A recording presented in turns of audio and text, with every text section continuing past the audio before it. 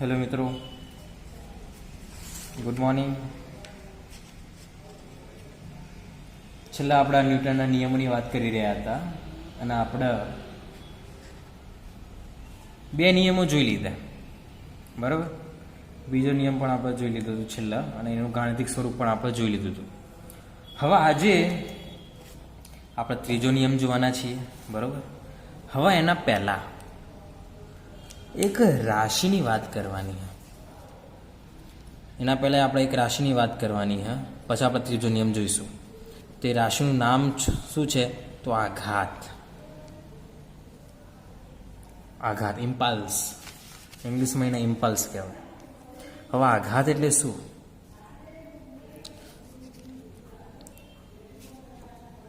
ટૂંકા સમય માટે લાગતા બળને આઘાત કહે છે. આઘાતી બળ કહે છે, અથવા તો આઘાત કહે છે. આઘાતી બળ કહે છે અથવા તો આઘાત કહે છે. વ્યાખ્યા પરથી જ ખબર પડે. ટૂંકા સમય માટે લાગે. ટૂંકા સમય, અતિશય. ધારો કે આ દિવાલ આપણે, અને કોઈ બોલ આપણે ફેંક્યો, અથડાઈને ઓમ જ્યું, કોઈ બળ લાગ્યું. દિવાલ અને બોલ વચ્ચે લાગતું બળ કેટલા સમય માટે લાગ્યું? ખૂબ જ ટૂંકા. આ આપણો બોલ છે અને આપણી દિવાલ. તો બોલ અને દિવાલ વચ્ચે ખૂબ જ ટૂંકા સમય માટે બળ લાગે. ખૂબ જ ટૂંકા. ફાટે દઈને અથડાઈને બોલ પાછો આવી જાય. તો બોલ અને દિવાલ વચ્ચે શું લાગેલું કહેવાય? તો આઘાત લાગેલું કહેવાય. આઘાત. દિવાલ બોલના આઘાત લગાડે, બોલ દિવાલના આઘાત લગાડે. ખબર પડી ગઈ? તો આને કહીશું આપણે આઘાત. ચલો, આઘાત મારે શોધવું છે. તો આઘાત બરાબર શું? તો આ બાજુ આઘાત બરાબર લાગતું બળ અને તે માટેનો સમયગાળો.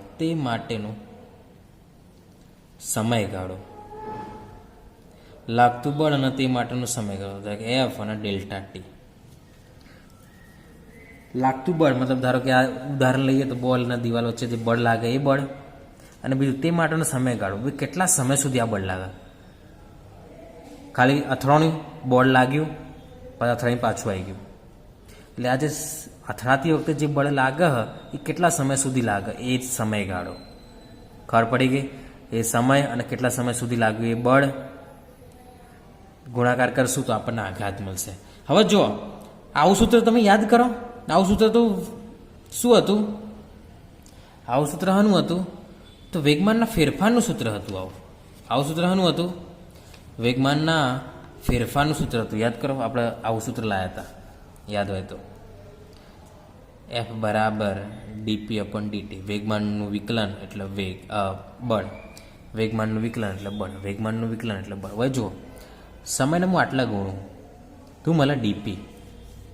બળના સમય સાથે ગુણવાથી હું મળે ડીપી, મતલબ વેગમાનનો ફેરફાર મળે મને. ખબર પડી કે ફેરફાર એટલે વાસ્તવમાં આઘાત બીજું કંઈ નહીં, વેગમાનમાં થતો ફેરફાર છે. વેગમાનમાં થતો ફેરફાર છે આઘાત. બરાબર? વેગમાનમાં થતો ફેરફાર એ જ આપણું આઘાત. આઘાત શોધવા માટે શું જરૂરી છે? કેટલા સમય સુધી બળ લાગે અને કેટલું બળ લાગે એ ફક્ત ખબર હોય આપણને તો આપણે શોધી શકીએ. ચલો, એકમ કેટલું થાય? બળનો ન્યૂટન, સમયનો સેકન્ડ. Newton second. શું થાય એકમ? Newton second.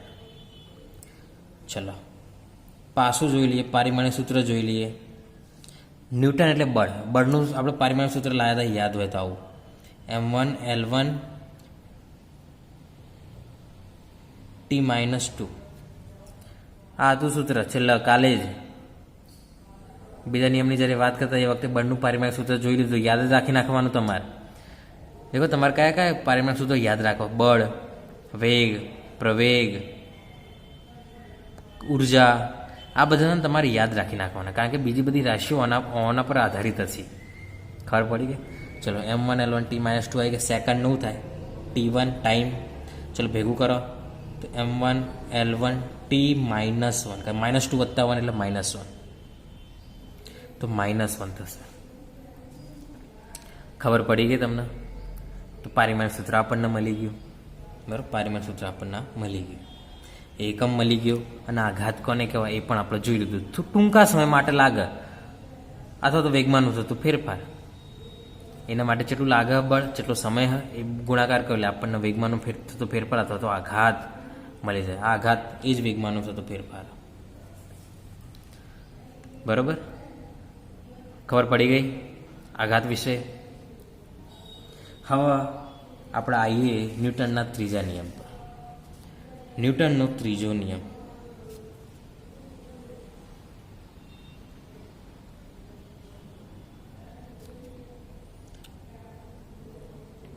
ન્યૂટનનો ત્રીજો નિયમ આપણે જોઈએ.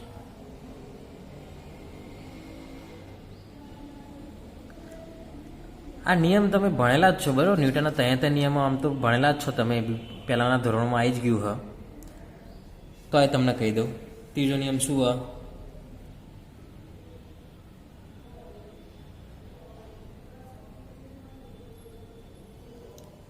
ક્રિયાબળ અને પ્રતિક્રિયાબળ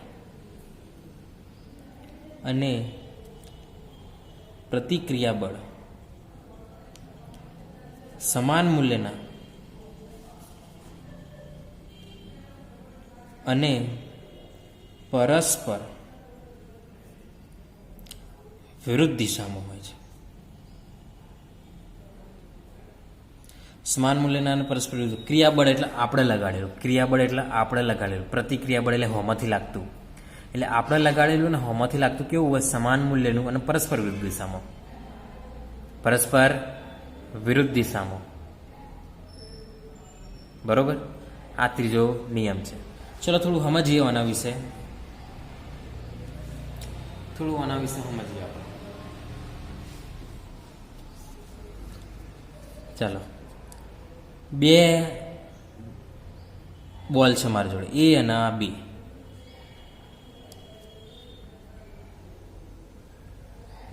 બરોબર, આ બી બોલ છે મારી જોડે. બરોબર, બંનેને અથડાયા. અથડાયા શું થશે? બંને અથડાયા પછી ચો જશે? ઓમ જશે. આ ઓમ જશે અને આ ઓમ જશે. હવે એનો અર્થ શું થયો કે બંને અથડાયા, બંને ગતિ કરે. એનો અર્થ એવો હતો કે ભાઈ આના પર બળ લાગ્યું, આના પર બળ લાગ્યું. એ જ થયો કે અર્થ કે આના પર બળ લાગ્યું, આના પર બળ લાગ્યું. તાણા જ એરિયા દૂર જઈ. કારણ કે ગતિ આના કારણે થાય, બળના લીધે. મી અથડાયો, આના પર બળ લાગશે, આના પર બળ લાગશે, એના કારણે આ બંને ગતિ કરે છે. હવે આ લાગતા બળો કેવા હશે? તો સમાન મૂલ્યના. કેવા હશે? સમાન મૂલ્યના. બી એ દ્વારા બી પર જે બળ લાગે એટલું જ બી દ્વારા એ પર લાગે છે. એ દ્વારા બી પર લાગતું ક્રિયાબળ, બી દ્વારા એ પર લાગતું પ્રતિક્રિયાબળ સમાન મૂલ્યનું પરસ્પર વિરુદ્ધ દિશામાં હોય છે. કેમ? કારણ કે આ ઓમ જાય મતલબ બળ ઓમ લાગે, આ ઓમ જાય મતલબ બળ ઓમ લાગે. ખબર પડી આ વાત? કારણ કે જે બાજુ બળ લાગે એ બાજુ ગતિ થાય, એ તો હું નહીં ખબર. બરોબર, તો એ દ્વારા બી પર લાગતું બળ, બી દ્વારા એ પર લાગતું બળ સમાન હોય છે, પરસ્પર વિરુદ્ધ એટલે માઇનસ. આનું વંચાય એ દ્વારા બી પર લાગતું બળ, બી દ્વારા એ પર લાગતું બળ. ખબર પડી ગઈ? બી દ્વારા એ પર લાગતું બળ, એ દ્વારા બી પર લાગતું. કેવું હોય? સમાન મૂલ્યનું, પરસ્પર વિરુદ્ધ દિશામાં. જો દિશાની આપણે વાત કરીશું, જો સદિશ આપણે તરીકે લઈએ, સદિશ તરીકે, તો એ સમયે આપણે દિશાની વાત કરવી પડે. દિશાની વાત કરીએ તો આ માઇનસ આવશે. સમાન મૂલ્યનું પરસ્પર વિરુદ્ધ દિશામાં હોય છે. જો આના આપણે પ્લસ લઈએ તો આને માઇનસ લેવું પડે, જો આના પ્લસ લઈએ તો આને માઇનસ લેવું પડે. બરાબર, ખબર પડી ગઈ તમને? તો આ ન્યૂટનનો ત્રીજો નિયમ હતો, છેલ્લામાં છેલ્લો નિયમ. ક્રિયાબળ અને પ્રતિક્રિયાબળ સમાન મૂલ્યના અને પરસ્પર વિરુદ્ધ દિશામાં હોય છે. હવે પરીક્ષામાં એવું પૂછે કે ન્યૂટનના ત્રણ નિયમો જણાવો, એટલે 2 માર્કમાં આ પૂછીએ કે IMP ત્યાં તે નિયમો યાદ રાખવાના. અને બીજું એવું એ પૂછીએ કે ભાઈ બીજો નિયમ જણાવો અને તેનું ગાણિતિક સૂત્ર તારવો, તો એ બીજો નિયમ 2 માર્કમાં પૂછીએ કે જો એમ પૂછે કે 3 નિયમો જણાવો, તો ફક્ત નિયમો લખવાના, કોઈ તારવણી કરવાની નહીં. ખબર પડી? તારવણી કોઈ કરવાની જરૂર નથી. ખબર પડી ગઈ? પણ એવું પૂછે કે તારવણી કરો, તો પછી તારવણી કરવાની. અને એ બનતા સુધી બીજા નિયમ માટે જ પૂછે, કારણ કે ત્રીજા નિયમમાં અને પહેલા નિયમમાં કોઈ તારવણી આવતી નથી. બીજા નિયમમાં ખાલી F = ma સૂત્ર તારવવાની વાત આવે છે. ચલો, ખબર પડી ગઈ આ વાત તમને? ચલો, હવે આપણે એક આઈએમપી થિયરીની વાત કરવાની. આઈએમપી થિયરી જોવાના અહીંયા આપણે. પરીક્ષામાં ઘણી વખતે પૂછાઈ ગયેલી થિયરી, બરાબર? તો ચલો, એ થિયરીની આપણે વાત કરી નાખીએ. ચલો, હું વાક્યો લખતો નહીં, વાક્યો તો ચોપડીમાં આલેલા જ છે, ખાલી હું શું બોલી રહ્યો હું એ જુઓ. અથવા તો હું બોલી રહ્યો હું તો એ તમારે જોઈને અથવા તો સાંભળીને લખી કાઢવાનું, બરાબર? તમારે એ વસ્તુ આખી ઘટનાને સાંભળીને લખી કાઢવાનું તમારી રીતે. એવું જરૂરી નથી કે આપણે ચોપડીની રીતે લખીએ. ચલો જુઓ, હવે આપણે આવે આઈએમપી વેગમાન સંરક્ષણ. આવો પ્રશ્ન પૂછે, વેગમાન સંરક્ષણ એટલે શું?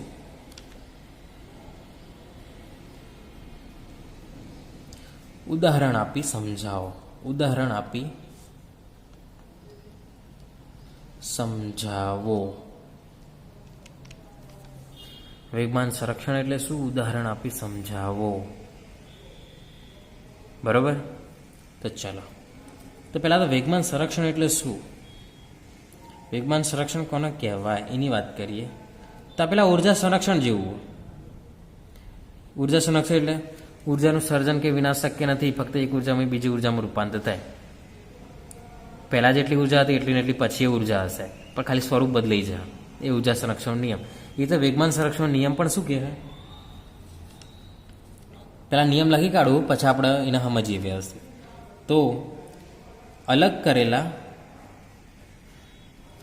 તંત્ર માટે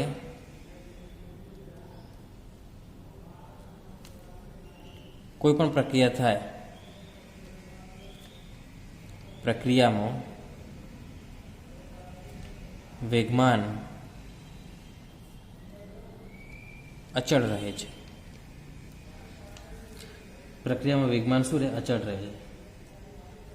અથવા તો એનો આપણી ભાષામાં લખવું હોય તો આપણે સીધી ભાષામાં, આ નિયમમાં ખબર ના પડી, ચલો તો આપણે સીધી ભાષામાં લખ્યું તો આ રીતે લખાય કે ઘટના બન્યા પહેલાંનું વેગમાન અને ઘટના બન્યા પછીનું વેગમાન અચળ રહે છે, જળવાઈ રહે છે. એને સંરક્ષણ કહેવાય. જળવાઈ રહે છે. પણ કોના માટે? તો અલગ કરેલા તંત્ર માટે. બધો માટે નહીં, પાછું અલગ કરેલા તંત્ર માટે. ને કે આપણે પેલું જોયું હતું આર્યું, દિવાલથી અથડાયા, વેગ V1 હતો, વેગ V2 થઈ જાય, વેગમાન બદલાય ભાઈ. કારણ કે વેગ બદલાવાનો તો વેગમાન બદલાય. વય વેગમાન P1 મળે, વય વેગમાન P2 મળે, બદલાય. પણ આ અલગ કરેલું તંત્ર ના કહેવાય, બરાબર? અલગ કરેલું તંત્ર કહેવાય નહીં. અલગ કરેલું તંત્ર એટલે શું? હમણાં આપણે જોઈએ. હાલ અલગ કરેલું તંત્ર કોને કહેવાય એ હમણાં જોઈએ ઉદાહરણમાં. ચલો, ઉદાહરણ સાથે સાબિતી. ઉદાહરણ હું સમજાવું. ચલો ચલો એક બંદૂક લઈએ.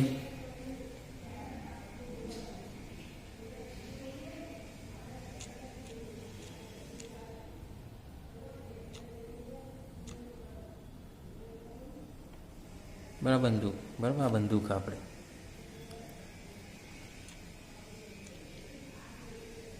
બરાબર આ રીતે બંદૂક આપણે બરાબર આ બંદૂક આપણે સમજો ને, આ રીતે સામાન્ય સમજી લો. આપણી બંદૂક બરાબર. ગન, બંદૂક ને શું કહેવાય? ગન કહેવાય. ઓની અંદર ગોળી છે. ચલો, આ રીતના ગોળી હે એક.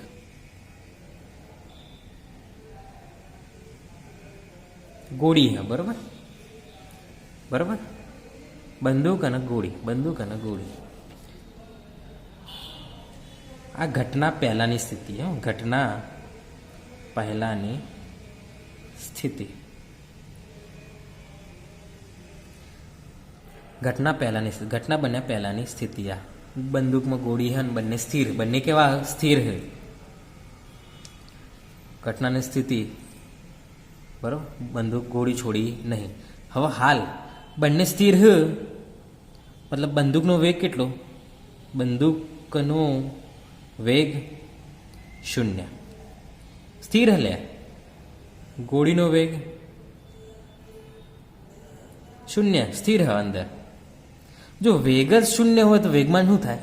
0 જ થાય, કારણ કે વેગમાન એટલે P = mv. તો વેગ 0, તો એનો અર્થ એવો થયો કે બંદૂકનું વેગમાન,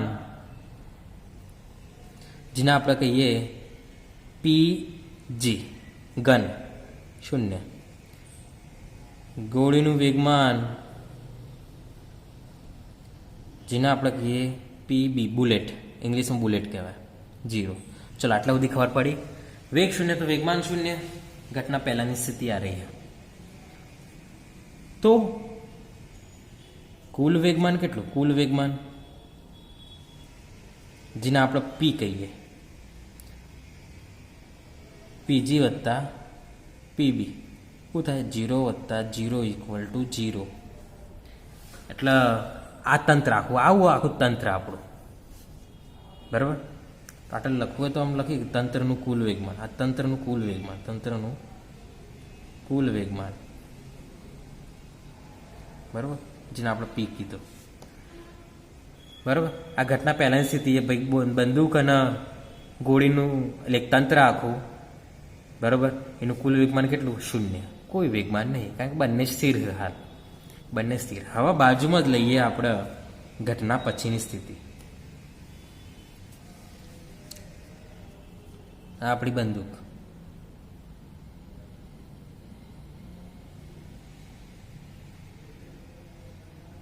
બરાબર, સામાન્ય આ રીતના દૂર નાખવાની.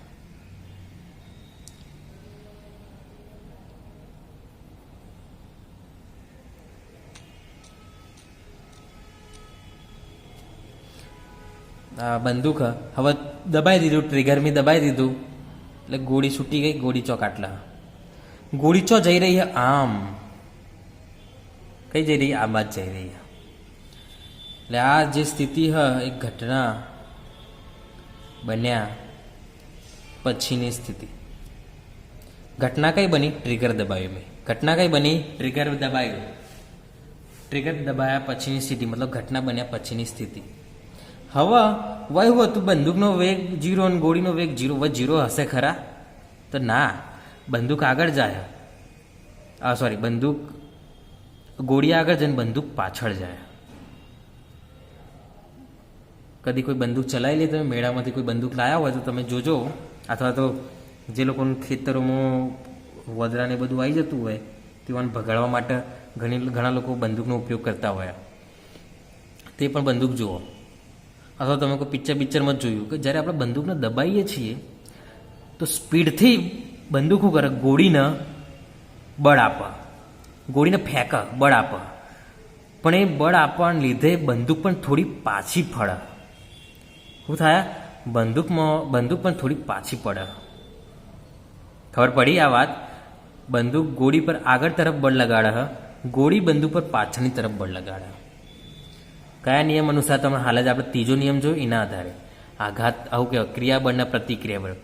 બંદૂકે ગોળી પર લગાવ્યું ક્રિયાબળ, ગોળીએ બંદૂક પર લગાવ્યું પ્રતિક્રિયાબળ. બંને કેવા હોય? સમાન મૂલ્યના. બંને કેવા હોય? સમાન મૂલ્યના. તો આ પ્રતિક્રિયાબળ, ક્રિયાબળ આ બાજ લાગશે, અને આ ક્રિયાબળ. બંને કેવા? સમાન મૂલ્યના. તો આ પણ એફ, તો આ પણ એફ. બરોબર? ખબર પડી કે નહીં? ઘટના બની એટલે બે એકબીજા પર બળ લગાડ્યા. બંદૂક ગોળી આગળ જઈને બંદૂક થોડી પાછી ફરશે, પણ એરિયા આપણા હાથમાં હોય એટલે આપણે એને કંટ્રોલ કરી શકીએ. તો હવે તો વેગ 0 નહીં, હવે તો વેગમાન 0 નહીં હોય. તો બંદૂકનું વેગમાન ઘટના પણ બન્યા પછી બંદૂકનું વેગમાન, જેને આપણે P' G કહીએ. પી ડેશ. હવે પીજી કીધું તો હવે પી ડેશ જી કહીએ. ચલો વેગમાન, ચલો વેગ તો હારું ખબર નહીં એટલે એમવી સૂત્રનો ઉપયોગ કરવો નહીં, પણ એક બીજું સૂત્ર હમણાં હાલ જ જોયું આપણે. બંદૂક વેગમાન F into T, F into T, F into delta T, F into delta T. બળ અને સમયના ગુણવાથી આપણને વેગમાન મળે. બરોબર. અને નામ આપી દો તમે 1. હવે એ રીતે ગોળીનું વેગમાન પી બી ડેશ કહીએ. શું આવશે? Minus F delta T. કામ હોય બળ એફ અને હોય માઇનસ, કારણ કે ક્રિયા બંને પ્રતિક્રિયા બસ અલગ વિરુદ્ધ દિશામાં હોય. તો જો ઓનામાં પ્લસ લો તો ઓના માઇનસ લો, ઓના માઇનસ લો તો ઓના પ્લસ લો. એટલે મેં ઓના પ્લસ રાખ્યા તો ઓના માઇનસ રાખ્યા. બરાબર. તમે જે રીતે ઓના પ્લસ રાખો, ઓના માઇનસ રાખો, ઓના માઇનસ રાખો તો ઓના પ્લસ રાખો, તમારી ઈચ્છા.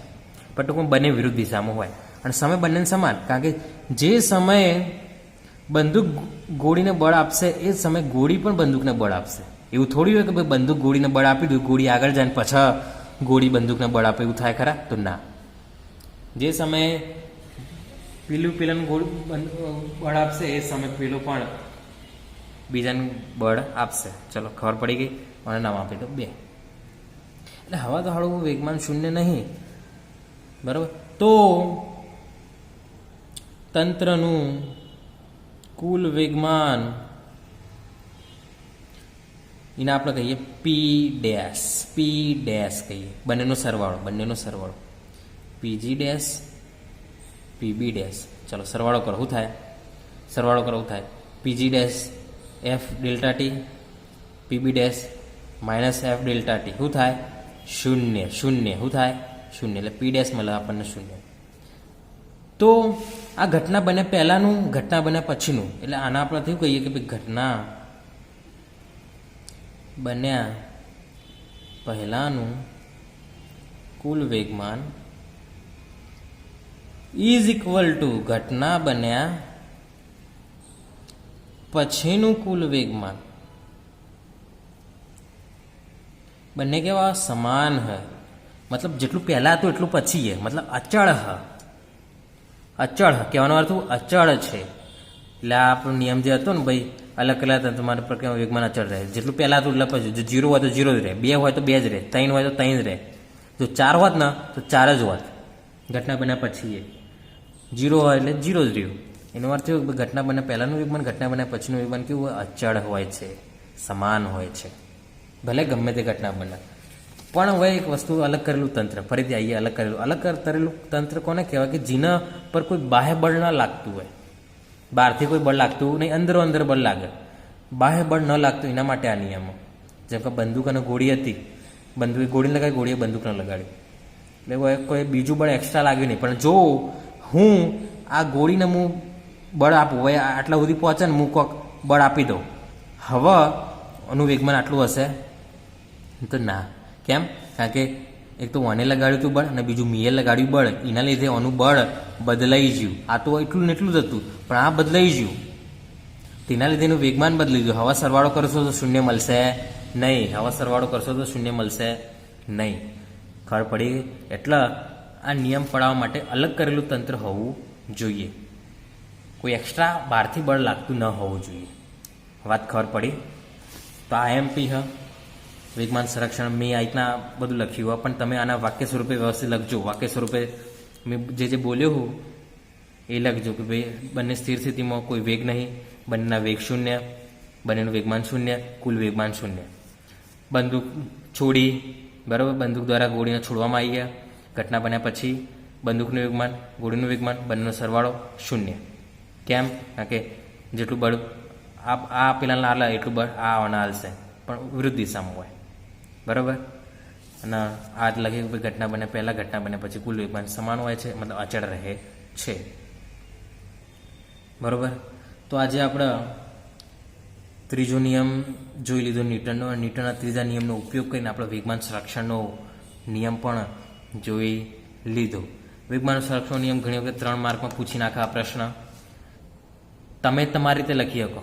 પહેલાં ઘટના બન્યા પછી લખો, પછી નીચે ઘટના બન્યા પહેલાંનું લખો, પહેલાં પછી ઘટના બન્યા પછીનું આ રીતના લખી શકો, અથવા આ રીતના ભાગ પાડીને તમે લખી શકો. બરાબર. આ તો તમારી ઈચ્છાનું છે, તમારે જે રીતે લખવું હોય એ રીતે તમે લખી શકો છો. બરાબર. તો આ લેક્ચર આપણે આટલા સુધી રાખીએ. નેક્સ્ટ ટાઈમ આપણે થોડા બળોના ડિટેલમાં જવાનું છે. કયા કયા બળો અસ્તિત્વ ધરાવે, કયા કયા બળો સાથે આપણે કામ કરીએ છીએ એની વાત કરવાની છે. કયા કયા બળો આપણને નુકસાન કરતા ફાયદાવાળા એ બળો એની આપણે વાત કરવાની છે. બરાબર. તો આ લેક્ચર આપણે આટલા સુધી રાખીએ. સારું.